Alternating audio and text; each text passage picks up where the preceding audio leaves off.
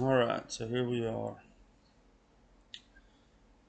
We have finally got back to home base after the second BFL Cowboy Division event at Toledo being. I made a couple videos. I never got to do any really on the water fishing videos. Um, it was really cold, 2 days of practice. Had so many clothes on, just trying to stay warm. Really couldn't think about recording anything. Um, I got to Toledo Bend Thursday morning, got settled in the room, and went out to do a little bit of practicing. And the first spot I had checked was right there in San Miguel Creek. It's a spot that I had fished last year and found some fish the same time of year. Um, and my dad was actually with me last year during practice, and he actually caught one in the same spot about 4 pounds, 3.5, 4 pounds. So I knew that spot produced fish.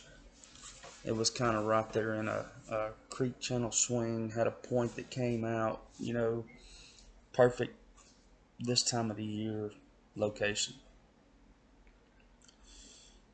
So went there day one of practice and found some brush piles on that same little area. Um, Fished around there for a little bit and ended up catching one fish on a jerk bait. Fished around a little bit more, never did get bit again. Um, Ran around checking some more areas, marking some brush, marked some schools of fish.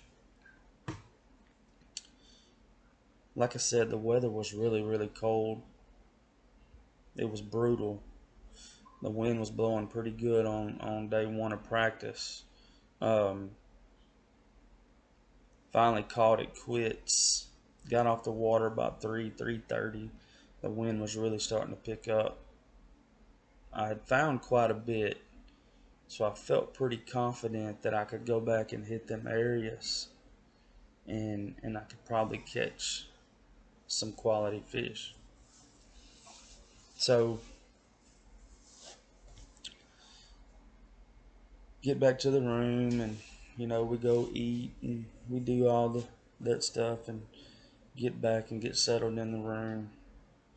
Wake up the next morning, and it's literally 25 degrees. It's not raining anymore. It's not supposed to rain anymore on that day, which is Friday. Uh, Decided we was gonna go out, see what we could find.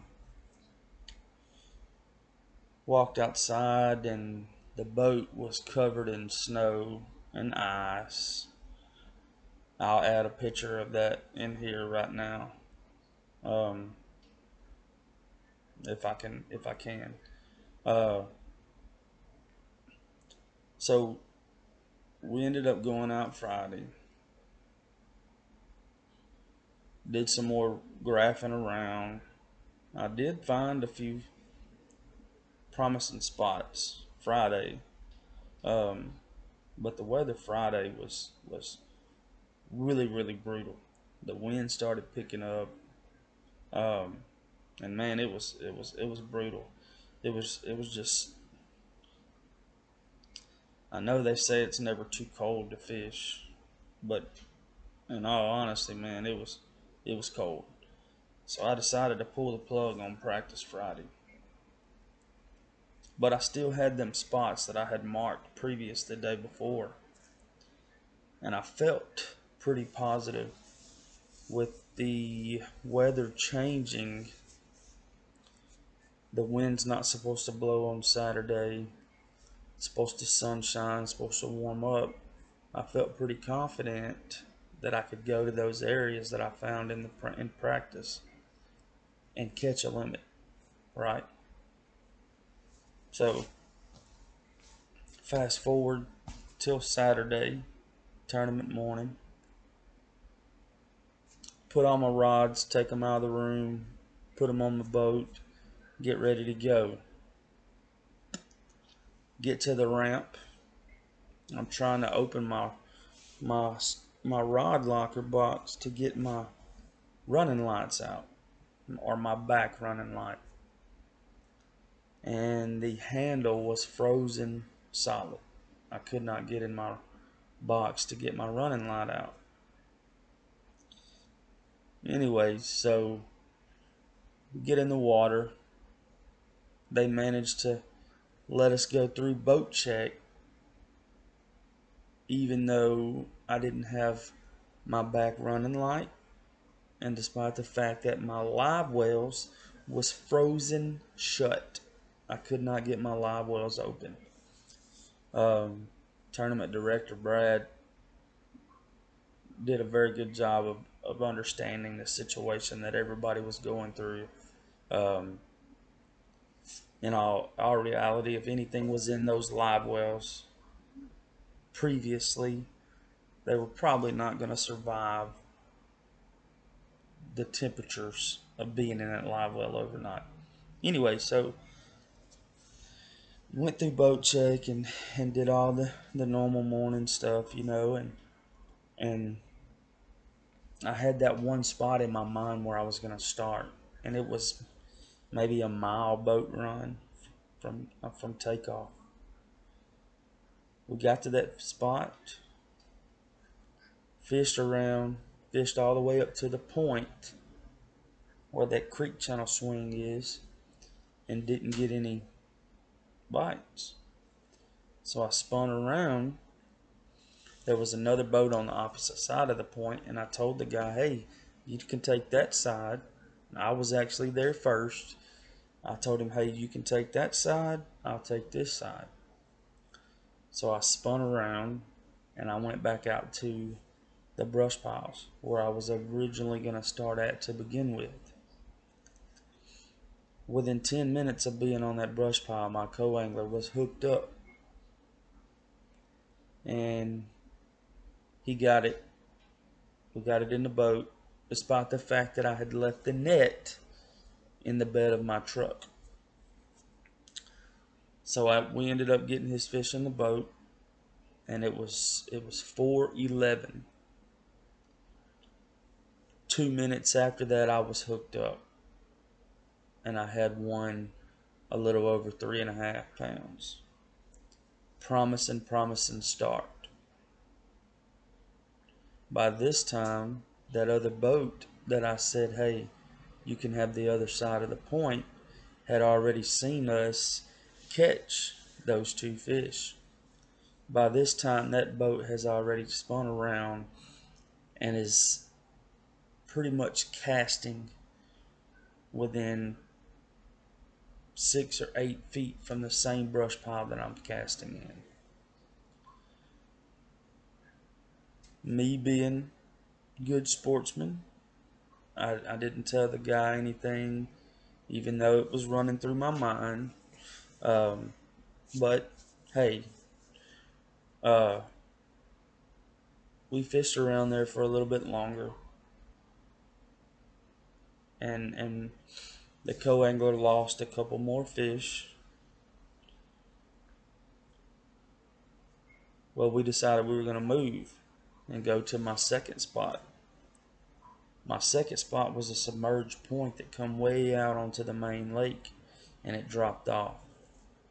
Pull up there, first cast, I hook up. That's my second keeper of the day.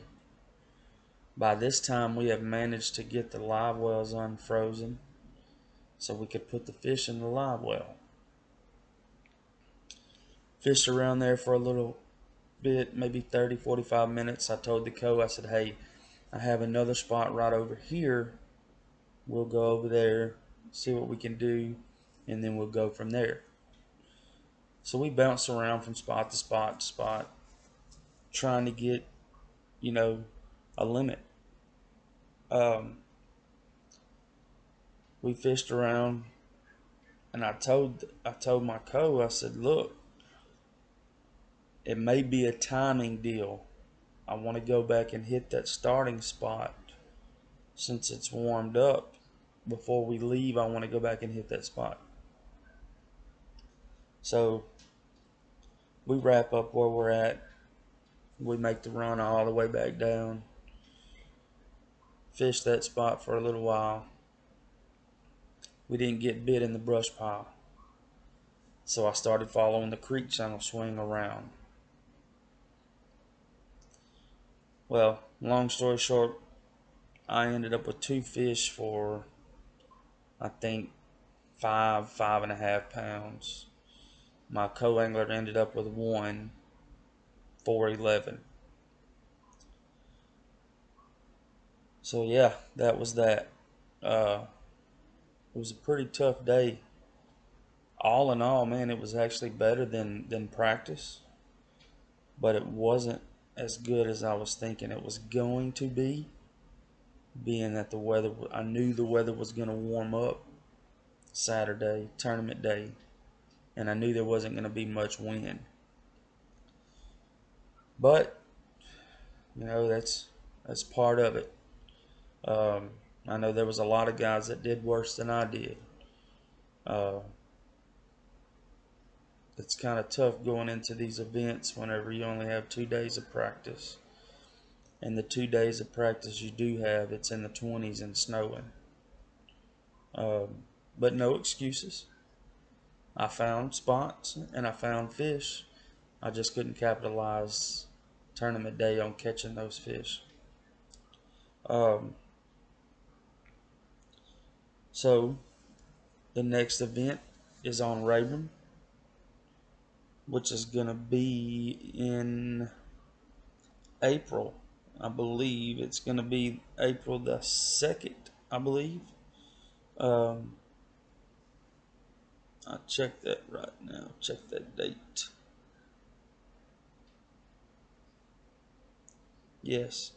Next event's going to be April the 2nd on Rayburn. Um, Rayburn is my home lake, so I have high hopes for that event.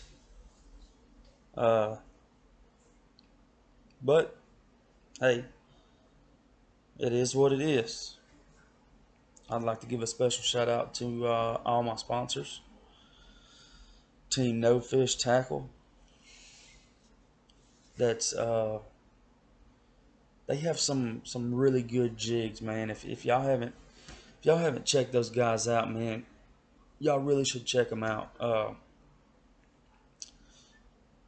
The 2 fish, the only thing I could get bit on was a black and blue jig with a black and blue trailer. It just so happened that black and blue jig was from Team No Fish Tackle. So y'all check them out whenever y'all get a chance, man. Uh, Barefoot Outdoors, Titan Tungsten, Vector Hooks, Enigma, Quantum Fishing, Profound Outdoors, Favorite Rods, Revital Outdoors. Uh, Special thanks to those guys, man. Because without y'all, I'm not doing what I love to do. So I hope y'all like the video. I'm just now really starting this YouTube stuff up, man. So y'all do me a favor, man, and y'all hit that subscribe button. Y'all like the videos, y'all share the videos, do whatever you got to do, man. So I can really start this YouTube stuff up, man. We'll get back at them again, and y'all stay tuned for more media content. Y'all have a good one, and God bless.